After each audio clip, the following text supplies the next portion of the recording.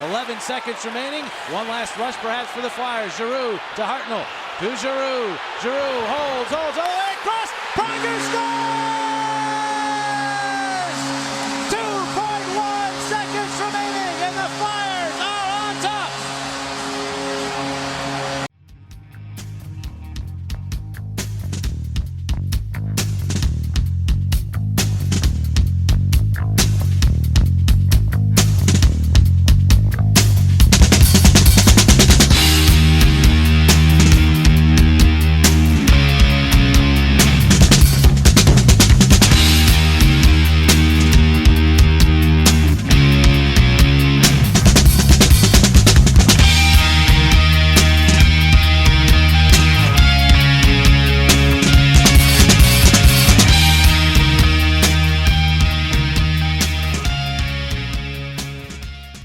Hey everybody, it's Isaiah, and I'm here with Chef B, who's going to tell us about one of our sponsors here. Chef? Yeah, O&B Puckcast is now brought to you by Summit Public Adjusters. The winter months can be especially hard on our homes, from roof damage and peeling siding to frozen pipes and toilet overflows. Call Summit Public Adjusters before you call your insurance company. Dealing with your insurance company can be stressful and confusing. Let Summit Public Adjusters take the stress out of the claim process by having our guys work for you. Get the most for your money and your repairs.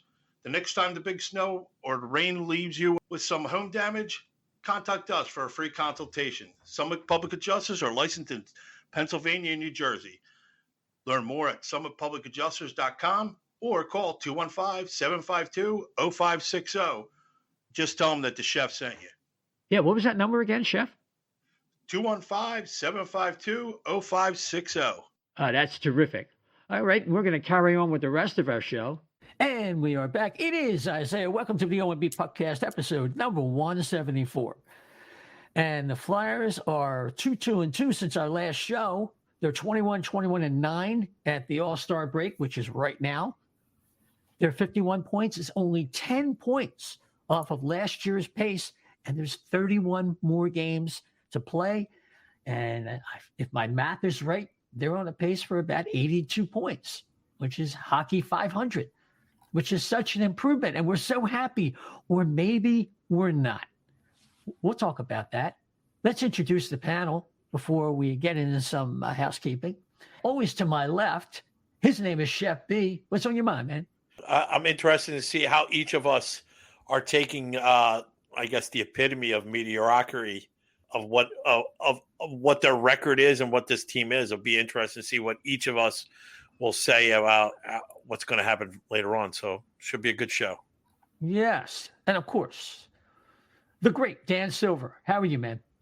I'm doing good, man. I've been, there haven't been any greased stop signs here in DC. So I've been able to get up and down the stop signs and jump on top of some bus terminals pretty easily here in DC. So it's Absolutely. been pretty, pretty exciting day. Yeah, absolutely. Yeah, that's for sure. Just want to say congratulations to the Philadelphia Eagles, who, like the Philadelphia Phillies, are going to their championship game series with the Phillies series. And it recalls something that Ruben Amaro was talking about yesterday. It's pretty rare when we get two in 1 year. And I just wrote, 1980, we had all four teams went to the finals. You had the Phillies winning the World Series for the first time in their history, but you also had the Sixers going to the finals, losing to the Lakers. The Flyers lost to the Islanders. We have some memories about that. And then, of course, the Eagles were the NFC champions and the NFC East. And then they played their playoff games in January of 81. But everybody considers that, like somebody pointed out to me, the 80 season. So it's pretty rare to even have two, let alone four, like it was 43 years ago. So congrats. Good luck to the Eagles. Hopefully they can win their second Super Bowl. And gents, we turn to the Flyers. I tell you, it's a competitive team, Dan. I mean, you look at against the Kings and Winnipeg, that home game, as we come off the Winnipeg game on the road, but just those games, two teams that have superior skill and speed, look like they were going to blow the Flyers right off the ice, and then the Flyers hung in there. And then their structure and their depth now that they, have Wade Allison giving them a third line and improved play of Ristolainen, the Flyers are a better watch, but that comes with it some bad news. Why don't you talk about that? Yeah, I mean, we've been talking about all season long how the most advantageous thing for this franchise moving forward would be to get, a top 3, top 5 pick in the NHL draft, especially in a draft that looks like there's going to be a number of very good franchise type centers. And the franchise has taken a different tack. They went out and hired John Tortorella, which is not a move that a team who's trying to tank makes. We saw what Anaheim did, leaving Dallas Eakins as their head coach, who's not a very good head coach, and they're getting their desired result, which is they're going to be a bottom 3 team. The Chicago Blackhawks traded everyone they had except for Patrick Kane and Jonathan Toews, who will probably be traded soon so that they could tank, and they're going to be a bottom 3 team. But that just wasn't the tack the Flyers took. So I think that the first few months with all the injuries, we kind of had some hopes that the Flyers might end up as a bottom 5, bottom 3 team. But clearly, at this point, it's not going to happen. And I think we need to start looking at some of the positives of what's going on with John Tortorella. He's one of the big problems with this franchise was that there was not a good culture in the locker room, and there was not a lot of accountability for what happens on the ice and off the ice. And I think John Tortorella has really gone a long way towards starting to change that. So, and as you mentioned, this team is playing pretty damn good hockey recently.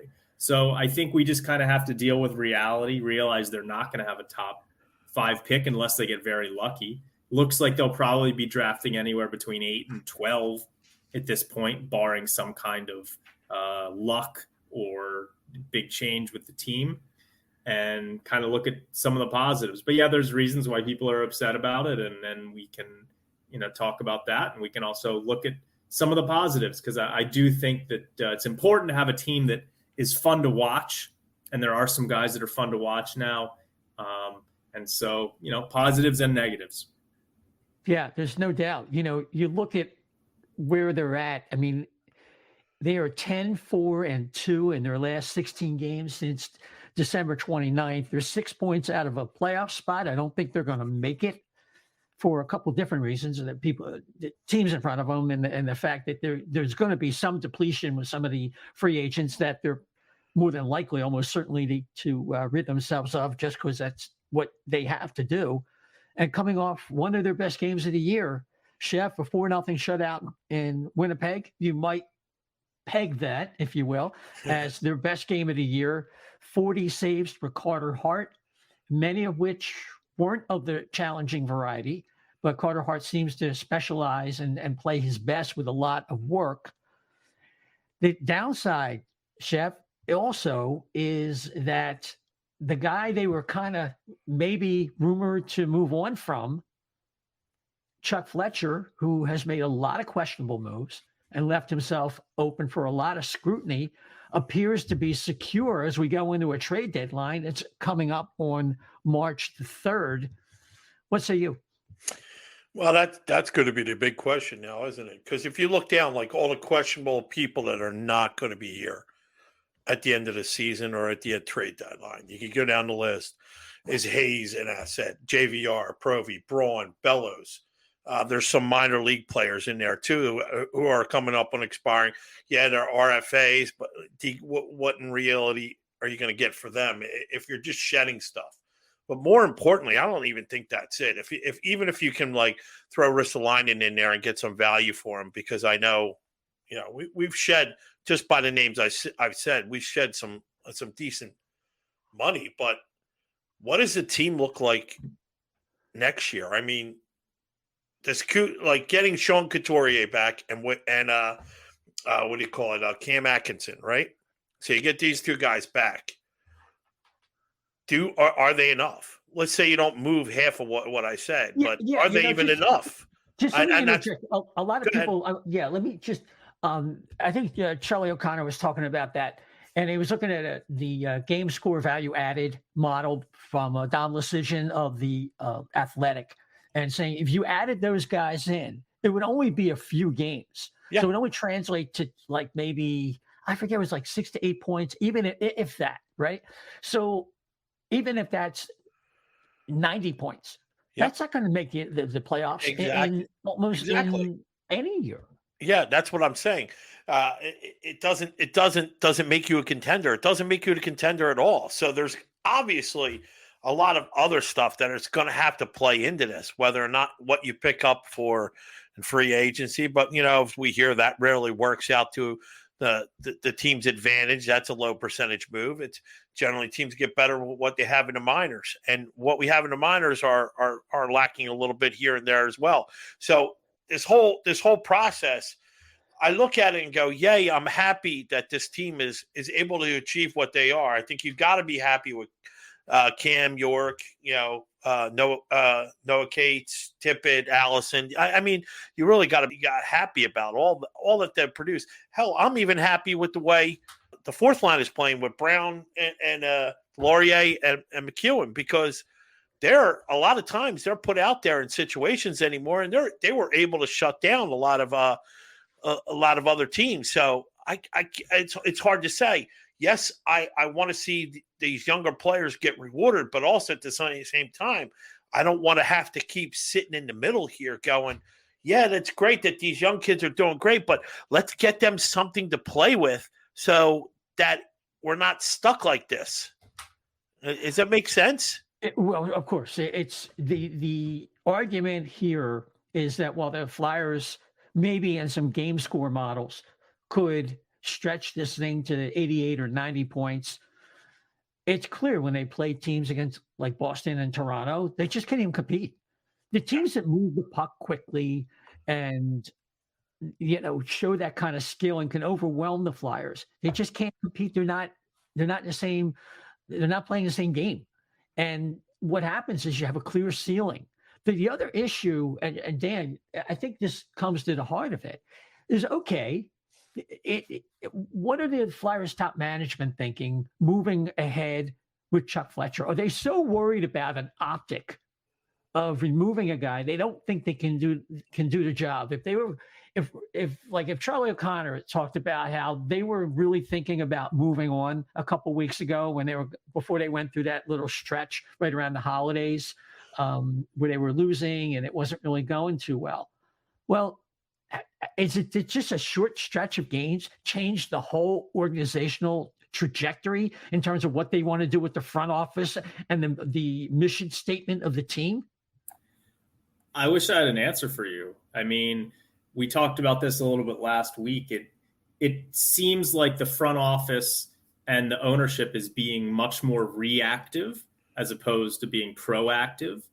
To me, they're flying by the seat of their pants. They don't have a plan.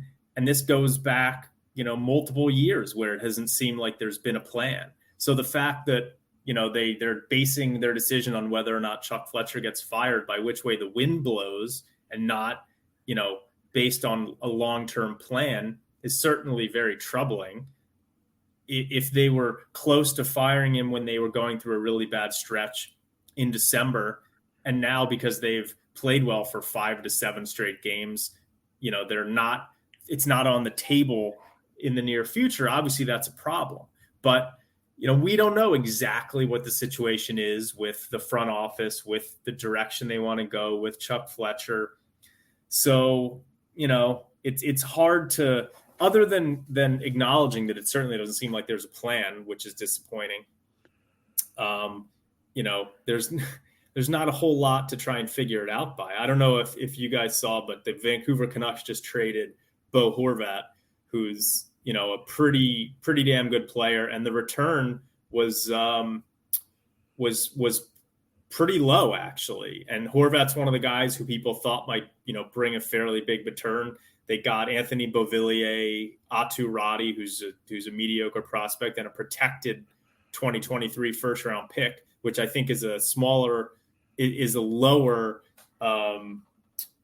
recompense than people thought that they might get for a player of that caliber. So as I think about Chuck Fletcher maybe going through the trade deadline and trying to move some of our guys, it looks like maybe it's going to be a buyer's market. And Chuck Fletcher's not even good at making savvy trades to begin with. So I'm, obviously fairly concerned about him actually getting value for our guys like JVR or Justin Braun or even Kevin Hayes if they're looking to move on from him. But it sure seems like they're going to kind of let him steer the ship for a little while longer, which again, it's the only guy that I have any faith in this organization right now is John Tortorella. I mean, that's what it comes down to. And I was just thinking to myself while you were talking, would we right now, if you told me that we could trade places as a franchise with the Ducks or with the Blackhawks or with Columbus, all teams that are going to have a decent chance to get Connor Bedard, it's an interesting question because I think that there is a decent amount of talent here. We have a couple really good young goalies. We've got some good young players. Including defensemen, including some forwards. We've got a decent prospect group.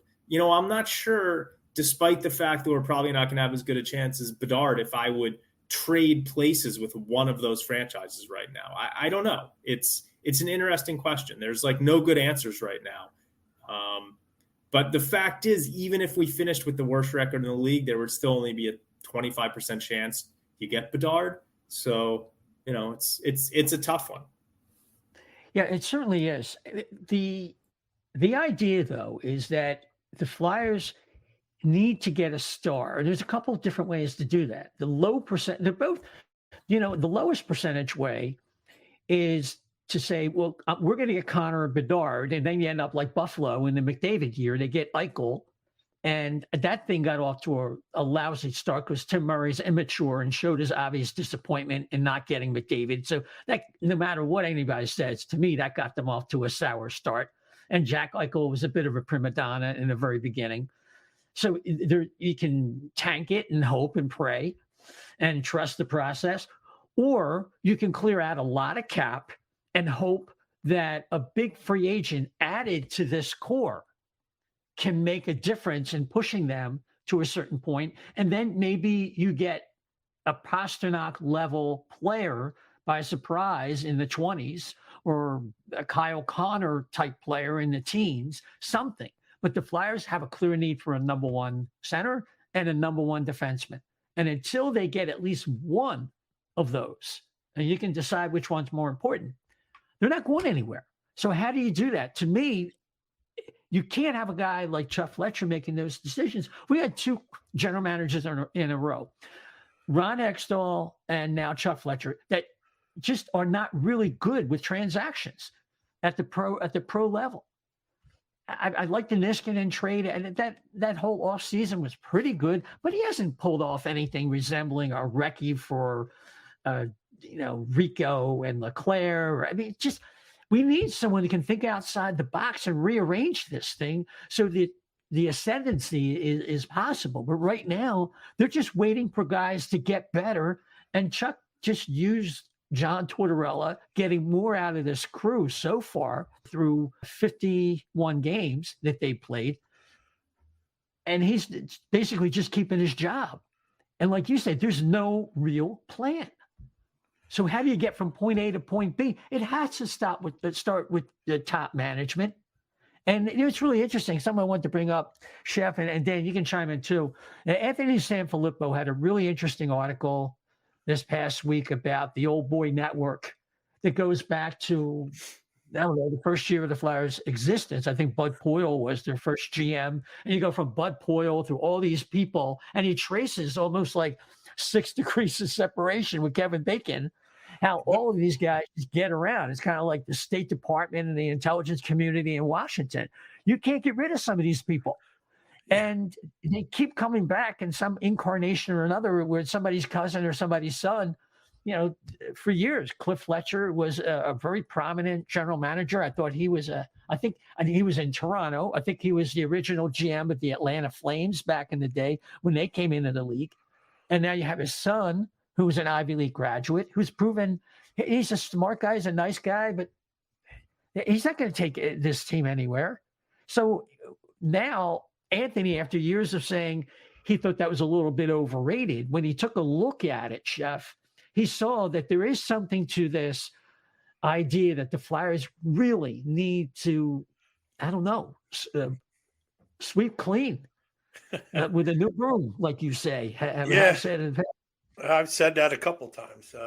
It's funny. It's like over the years, you always hear about people that get held back because it's not what they know, it's who they know, and you didn't know the right guy, so you didn't get the right job at, or how many people can say that over the years? Of course. I mean, look, I think from an optics perspective, they need to just start from the top and just clear house. But that's what I think they will. Will they do that? Absolutely. I don't think that's an option on the table. I think you might see some symbolic moves here and there, like we all fear that Chuck becomes like president, and then GM is maybe Danny or somebody else. But either way, it still doesn't change the fact of what all the other guys have said too, that we've had on the show and all the articles I read. It doesn't change. Like, even if you think Danny Briere being coveted by Montreal and a couple other places, possibly, that getting coveted by them, that makes him a mind worth having in this organization, doesn't change the fact that the only person he has really to look up to in this organization is Chuck Fletcher. And that's not good either. I just don't think so. Even and the old guard, you could say there's Clark and there's Holmgren and all those other guys. I think no offense, I grew up with them too. I love them. I don't think that's the kind of group that mentality needs to get moved out of hockey anymore. No, absolutely not. I mean, Dan, what's you?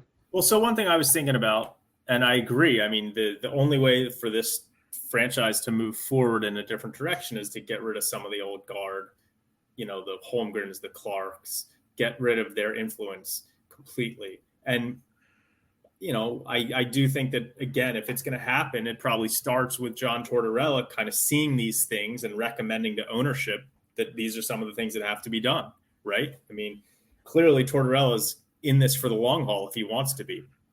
So I think that he could be the one to start that process. The model that this team's going to have, as you mentioned, Isaiah, they need to get some stars, some star forwards, some star defensemen.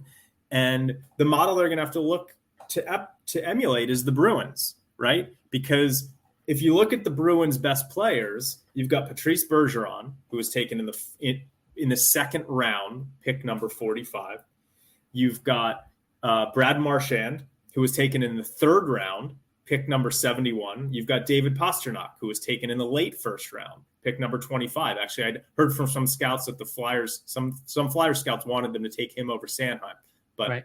Hextall ended up taking Sanheim. They don't have any top 5 picks except for Taylor Hall, who has been a late addition to their roster and is clearly not as important to that team as Bergeron, Marchand, or Pastrnak, or Charlie McAvoy, who was taken 14th overall. So there is a path to getting superstar type players without picking top 5, but they're going to have to prove that they can do it. Chuck Fletcher's taken one player of that level past the first round, and it's Kirill Kaprizov, who was taken late because people didn't know when he was going to be coming over from Russia.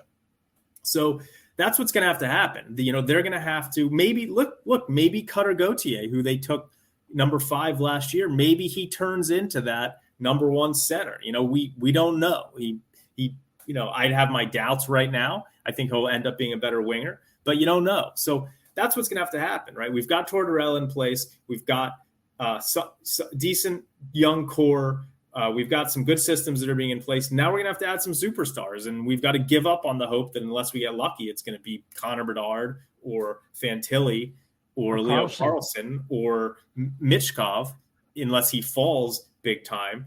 And so, that's what I think we need to look at is to hoping that these guys can take some star players later on. We do have some, Cam York has looked really good, by the way. I mean, Cam York is starting to look like he could be a top pairing defenseman and number 1 power play type of guy in the NHL, which is important. But Bobby Brink's going to be coming back. This team looks pretty set on the wing moving forward. It's up the middle and, on defense, but there's some, Emile Andre looks like a pretty good prospect coming up on defense. So there's there's some hope here. But for getting star players, it looks like at this point they're going to have to figure out a way to draft them. Yeah, and develop them, and this is why they're putting the resources in the development. But don't you have more confidence with John Tortorella developing these young players now that he's here? Yeah, the first crack at them though is Lappy. Yeah. First crack is one thing. Yeah, is Lappy. Just one thing that I think we're all in agreement that the discussion point about Clark, Holmgren, Barber, Lombardi, it's not like they affect day-to-day decisions. No. But when they had to move on from Hextall, they had the lion's share of the influence that affected indirectly what's happening with this team by exerting their influence to bring in Chuck Fletcher instead of an alternative. So it just will clarify that in case, people will have a way of jumping on our words from time to time, more so on Twitter, but I hear about it, about our show and some things we said. I've had to clarify, so yeah, Chef, you go ahead. No, I was just gonna kind of go down that line. It's like, okay, these guys might not be in like development of like young players in the minors or such like that, but guess what? You're right. They were very pivotal in bringing in a new GM, new this person. Hey, who knows? What they could have been, maybe, and we might get lucky out of it. They could have been a huge influence in the fact that Danny Briere got the special assistant job, that kind of thing. And I know that the organization doesn't want to lose them or give up on them. I think they want to make, I always had a boss above me. He was a great guy. He just passed away this past week, but he always had this. When you have good employees or good players or somebody working and they work, you find a room to get them in your budget. You find a way to hire them, to keep them. It costs so much. And I think Shane Malloy said the same thing. How much is it going to cost to replace somebody good that you could have signed on a cheaper deal or kept, and now you went slip out of your grasp? I think those people, that group influences the hiring of the people that have to make those decisions. And I think that's why we're saying it's an indirect responsibility for it, because, if you're hiring a guy to make that big deal, then, it's on you a little bit too. Yeah, no, absolutely. It's just really kind of perplexing about, who's going to make these decisions come up on the trade deadline. So just focusing in on that, we touched on it earlier. I mean, Dan, who are the players that, besides the obvious, you have to think that coming up the trade deadline, the Flyers are going to have to move JVR. They should hold as much salary as they can to get at least a second-round pick. I think it's doable. They can do that because they need the second-rounder next year, and I believe in 24 as well. So Justin Braun is not going to bring that, but they should get what they can for him. Who else? Patrick Brown. But I've also heard some. Go ahead. Yeah. Now, I was going to say about there are some other players that might surprise you. Now, some we've heard. Provorov is a candidate. Kevin Hayes, Nick Seeler, and even Tony DeAngelo. Well, that's who I was going to mention.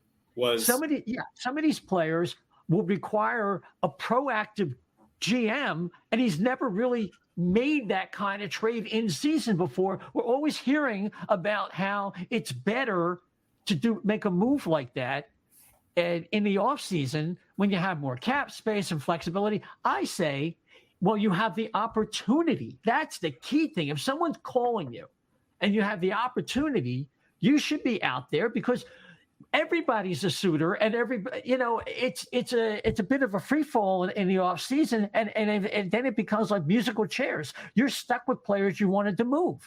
If someone gives you a call, even if it's not optimum value, if as long as it's reasonable, the Flyers have to clear cap space in my mind, Dan, because they're going to have to go for at least one big free agent and take another roll of the dice in that market if they're not going to be able to get draft high and get the best talent. What say you? I mean, yeah, it's obvious they're going to try and trade Van Riemsdyk, but, we'll probably get a third-round pick for him or something. He'll probably get a fifth or sixth-round pick for Justin Braun. one of the guys you mentioned who I'm interested to see what they might be able to get back for is Tony DeAngelo, who, he's got 1 year left at $5 million after this year. He's clearly a very good offensive player, but I'm not sure that his styles really plays that well with John Tortorella. And he's a guy who you might be able to get value for. I mean, the joke we keep making is, well, we had to give up a second round pick to get someone to take Ghost, and we gave up a second, third, and fourth to get DeAngelo. So I'm not sure how much other GMs out there value DeAngelo right now, but I think it's worth looking into. Kevin Hayes, he's got 3 more seasons left at $7 million. He's playing decently now. It seems like he's trying to climb his way out of the doghouse, and he's sort of been doing that. But if they're going to be signing any big time free agents, they're going to have to get some of Hayes' money off the books.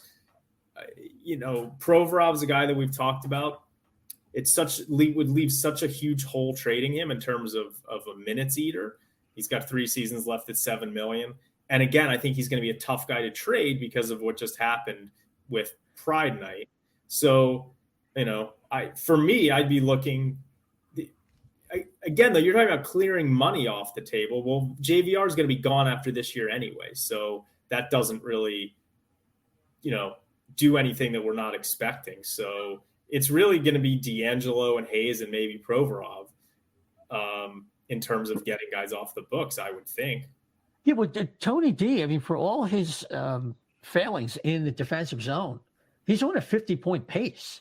I mean, that could be very good offensively. If there's a team out there that's looking to add, right-handed top power play offensive defenseman, he's probably going to be one of the best options out there for teams. So he's a guy that I would be looking to move if I were the Flyers, that maybe you can get, I don't know, maybe you can get a second round pick in this year's draft, or maybe a decent prospect, Well, plus you get $5 million off the cap for next year. Before I let you in, Chef, there's one other player I wanted to add to that. Now, I had listened to Locked On Flyers with Russ Cohen and Miriam, and Russ was talking about, he knows that there is at least one executive who was talking about Ristolainen with these last 9-10 weeks. Sold.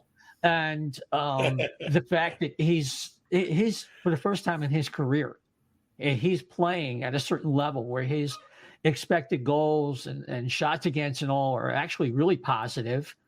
And, look, I would go with 9 years of a track record rather than 9 weeks. But I'm not saying I loved Ristolainen as like the idea of Ristolainen. But if we're being honest, the Flyers need to create opportunities to get better players, whether it be through the draft by getting more assets, or again, like I said earlier, opening up space for a possible free agent where that could make a big difference for them. So this is another player that the Flyers might be able to move. But again, as is the case with Tony DeAngelo, Ristolainen is another guy that if they moved on from him, this is Chuck Fletcher saying, I made a mistake. And does he have the propensity to do that? I don't know.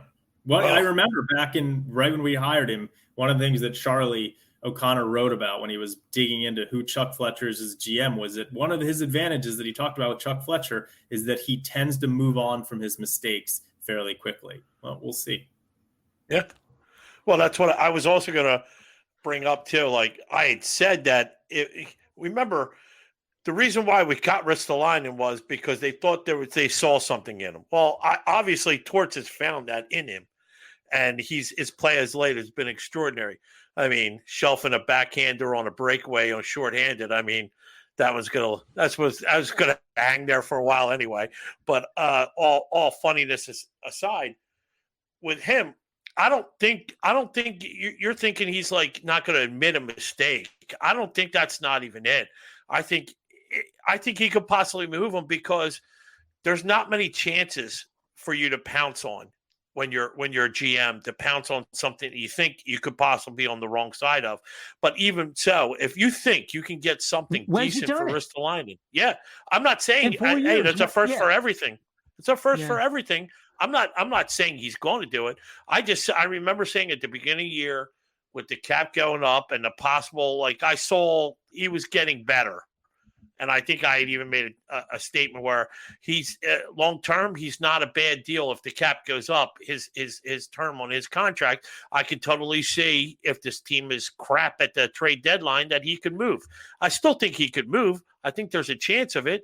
And if somebody's willing to take that chance and they need it, my only fear is this, that, and I think I said it when we were talking before we started recording, is he Torts' kind of guy on the defense? I know Dan had just stated that D'Angelo is not kind of his guy. Does he go with D'Angelo?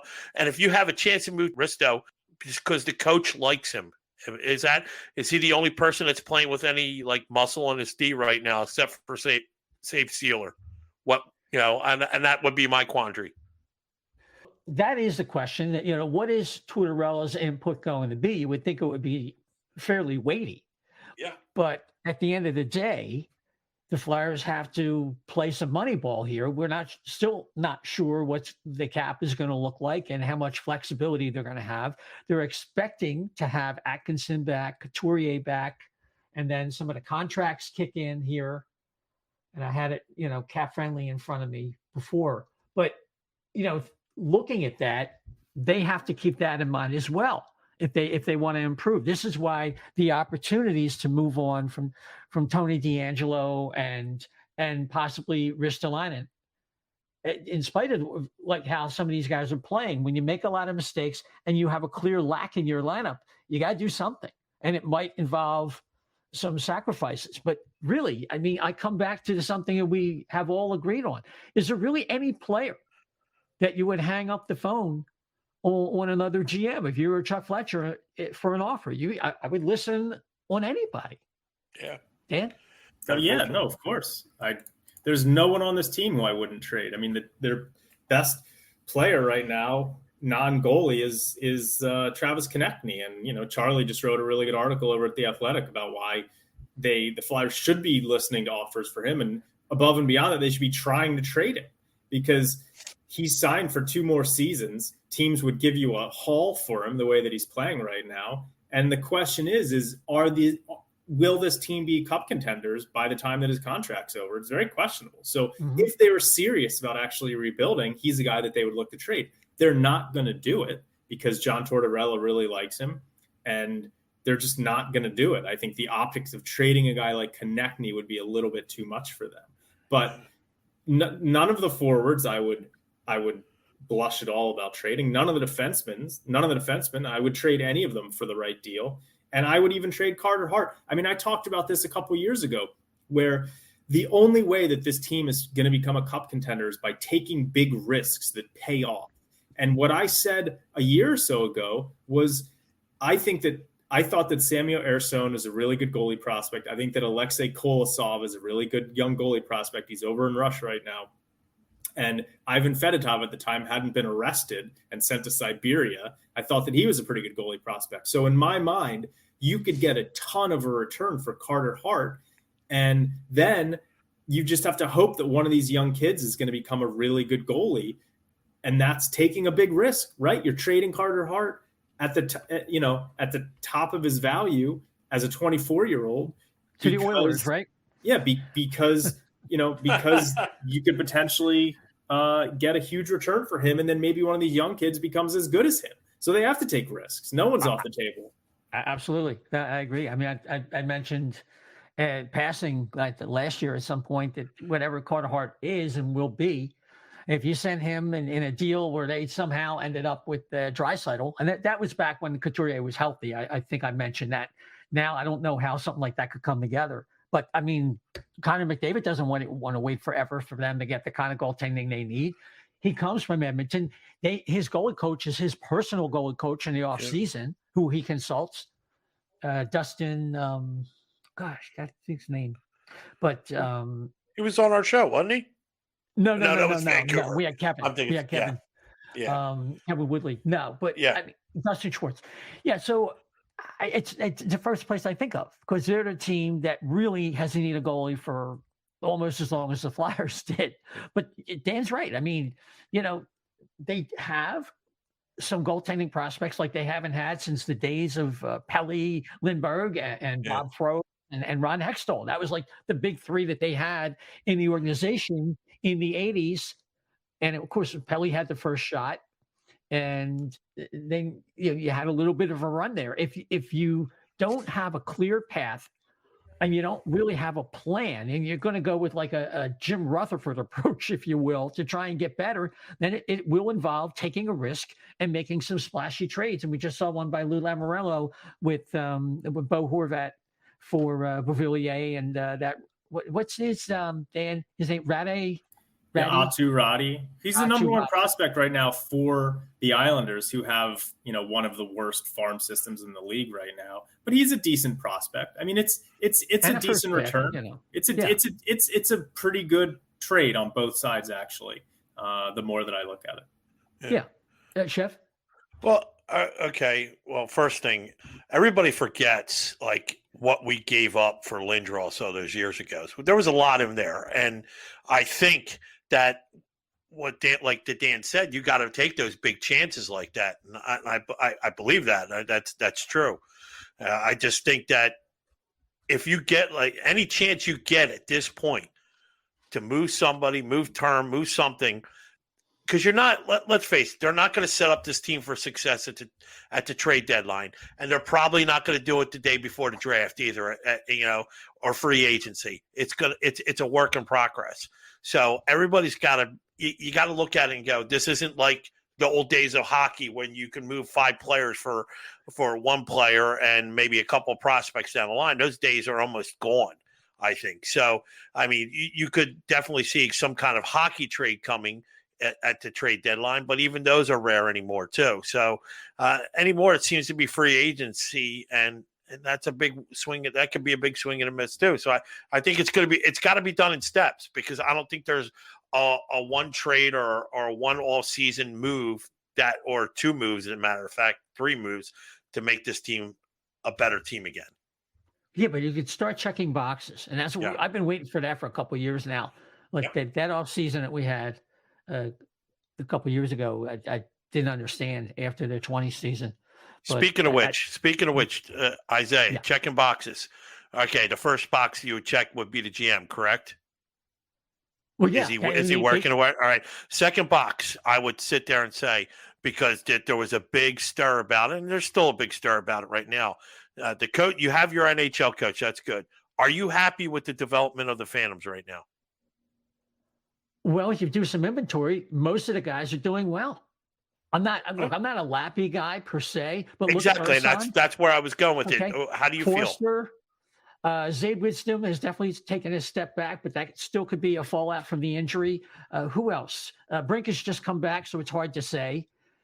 Defensive Zamula's taken a little bit of a step back. It's kind of it's a mixed bag. I think we don't know yet. I mean, this is LePerrier's first year with the Phantoms.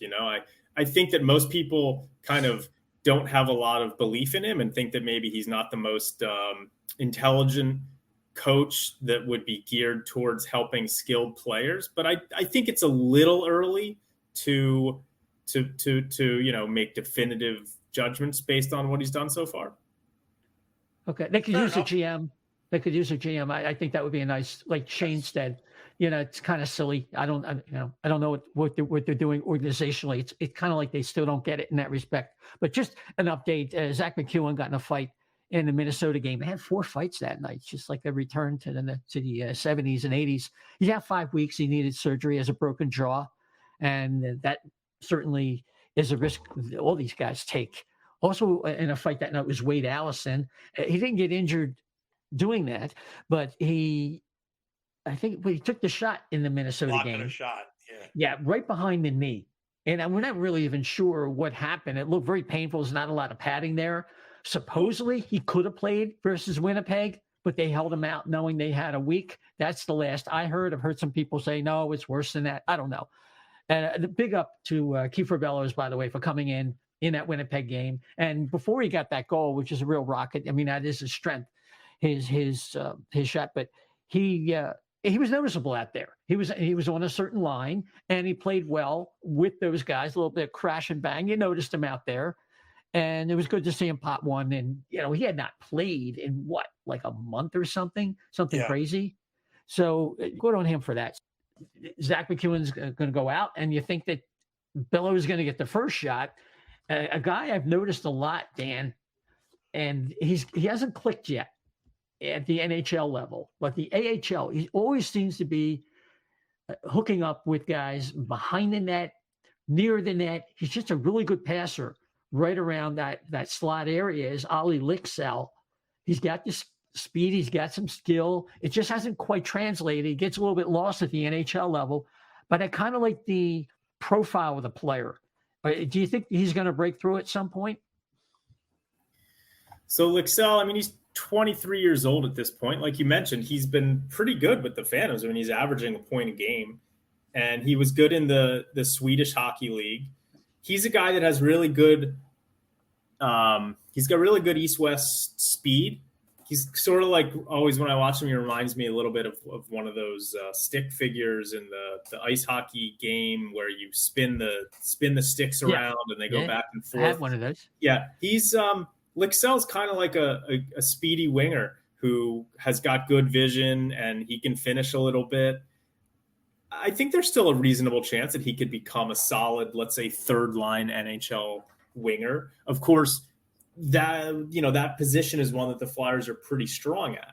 So I don't know. He might also have the profile to be a decent fourth line energy type of guy actually down the road. So I think he's a guy that you'd like to kind of like see get an extended look. I mean, as this season wears on, it's going to be interesting. Like if these guys keep getting closer to a playoff spot, well, let's say that closer to the trade deadline, they're 2 points out of a playoff spot. Are they going to move JVR? Like, I mean, you would think that they obviously should, but are we going to be talking to each other 3 weeks from now about how, are they buyers or sellers at the deadline?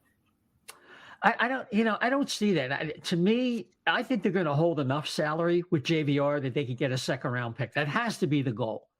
If they eat about he's at 7, say they eat at 3.5. I mean, he's not a bad bargain to close the rest of the year. Maybe if they'll eat 4.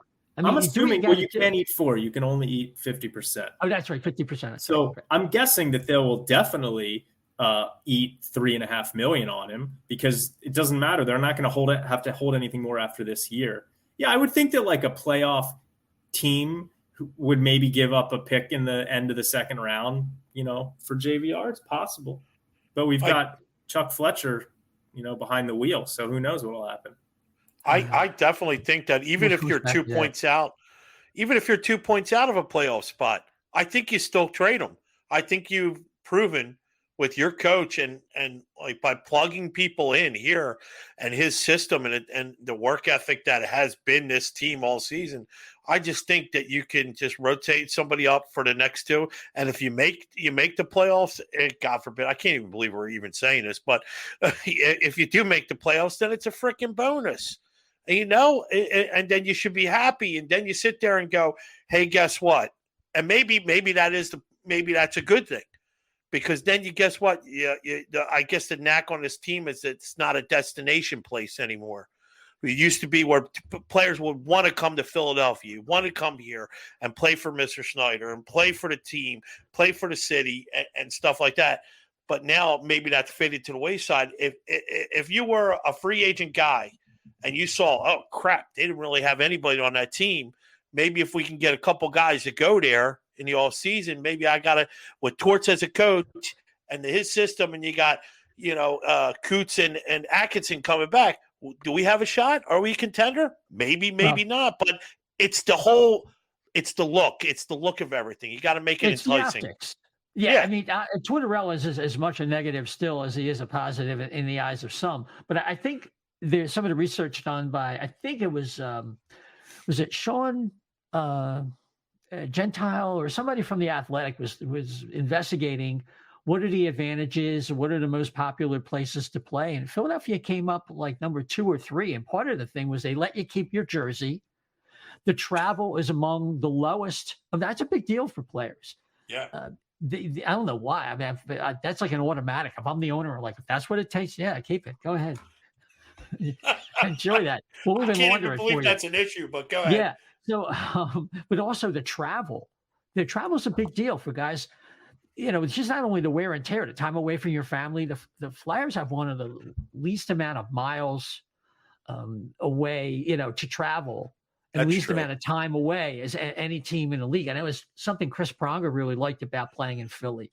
And it's one of the reasons he approved of a trade. Remember, his wife couldn't wait to get out of Edmonton, supposedly. So it's, the Flyers make an uptick. You recall when they signed Danny Briere, and they were up in the air with Chemo and Hartnell. Remember, Holmgren made some promises that the Flyers are really going to turn things around, and that really made a big impression on those guys. I don't have quite the sequencing on that, but I think it was all part and parcel of the same thing, that either was a promise that they were going to get one of the big three at the time. I think it was Danny Briere, Gomez, and Drury, and the Flyers made a promise that they were going to get one of those guys to get Chemo and Hartnell to agree to contracts, because everything was pending on that, So, and then we ended up trading back that first round draft pick that we got for Forsberg the year prior. So it could be, sometimes it's getting that one player that makes, well, that guy's coming here and things are coming together. Like you said, Atkinson could be back, Couturier could be back. And then it's at least more exciting, even if they're not necessarily a cup contender right away. But it makes you think, though. It's the optics. It gives people cause for optimism. So they're off the rest of this week, and they play the Islanders on Monday the 6th, and then it's back to the grind. 31 more games, or 30 after that. They have a little bit of a homestand. 2 nights later, Thursday, they play Edmonton, home again versus Nashville Predators, and they get to see the Seattle Kraken the next night on the February the 12th. So there you go. That's a home and home too. Don't they go out west for the Kraken after that? Oh yeah, the 14th. They're in Seattle. They that's go cool. That Thursday, they travel out to Seattle. They get to see Vancouver now without Bo. I was saying that Anthony Gargano was hoping that the Flyers would get Bo. It didn't work out for Anthony there. So anyway, so which has, I think the big question is the same question with the Flyers, and keeping it real here. The Flyers don't seem to have a plan to sum things up. From the top management perspective, I have no idea. Chuck Fletcher seems like a guy that we'll have to see. Actions speak louder than words. Right now, he seems like a guy who's just trying to keep his job. So he hires Switterella, like Dan said, and they're doing better. So what is the plan? And I think we're still waiting for that. I mean, I still don't necessarily buy that there is a plan other than flying by the seat of their pants and trying to make the decisions that they think are best in the moment, right? It's sort of insane, which is why I said, the only thing that's getting me through these days is the fact that I have complete trust in John Tortorella to teach players how they're supposed to play. And I think he's here for the long term. I think he wants to create a constantly winning cup contending team in Philly. What is long term? What's that? What is long term, though? You know what I mean? Tortorella? I mean, I don't know. I think 4 years. He's got 4 years. 4 or 5 years. And I think that, I think there's some time to turn things around while he's doing that. So that's kind of what I'm looking at. And I also appreciate the fact that this team is watchable now. And it's fun watching guys like Owen Tippett and Noah Cates and Morgan Frost and Cam York and Samuel Ersson kind of take these steps in their young careers. So that's kind of what I'm hanging my hat on. I mean, we're all Flyers fans, tried and tested and true. And so I think it's better when we can watch a team that's watchable and is playing good hockey. Yeah, absolutely. But I don't think there's a plan. No, it doesn't look like there's one. I got one more topic before we call it a wrap. Okay, we talked about the guys that are come up. Let's just say JVR gets traded, Braun, all these guys. Who are some of the younger players that might get a look-see before the season ends? I would think Licksell is definitely one of them. Yeah. he's got to be a guy. People are talking about Ty Forster. Forster is doing a lot better now. Is scoring. He scored a couple highlight reel goals the other night. Forster did one on a nice one-timer and one where he drove the net, got tripped up, and still went top shelf. I mean, I think Forster, Bobby Brink, Lixell, those are kind of like the main guys that I would expect to see up from the forward perspective. Elliot Desnoyers is a guy who they probably look at as maybe a potential future Scott Lawton type of player. I think he's a guy that you could see called up. And then, Egor Zamula will probably be called up, and maybe Ronnie Adder. Like, that's what I would be looking at. Yeah. But what about Cutter Gauthier finishes his season? From all indications, although it could change, he's going to sign a contract and leave the NCAA and BC. I don't know if that's really the best idea. I kind of agree with some of the scouting people that think he could really benefit from another year there. So he's a possibility. Dan, any opinions about Cutter Gauthier and about what would be best for his future? I think that best for his future is probably another year in college, but I don't think that's going to happen. I think that there's probably an immense pressure on Chuck Fletcher and the organization to start showing returns for the person that they picked 5th overall in the draft last year. So that's my guess is what's going to happen with Cutter Gauthier. Maybe I'm wrong. I think there's also going to be, I think there could be some internal rifts maybe between Tortorella and Chuck Fletcher on Cutter Gauthier, because it seems to me that he's probably going to be best as a wing. They made a big deal when they drafted him about how part of the reason they drafted him was because they think he could become a center. So I think that if he comes to the NHL and he arrives and John Tortorella believes that he'll be better on the wing, I think that's going to cause an issue if Fletcher is still here. But I think that Gauthier, to me, looks best as kind of like a play-driving winger. He's got a really good shot from the face-off dot. He can drive the net a little bit. I think he's going to get a little tougher in the battles. He reminds me a little bit too much of JVR at this point, albeit with a much better one-timer and maybe a little bit more of like a drive to the net mentality. But to me, I think Gauthier will be here at the end of the season. And I think that there could be some conflicts between Tortorella and Fletcher about him.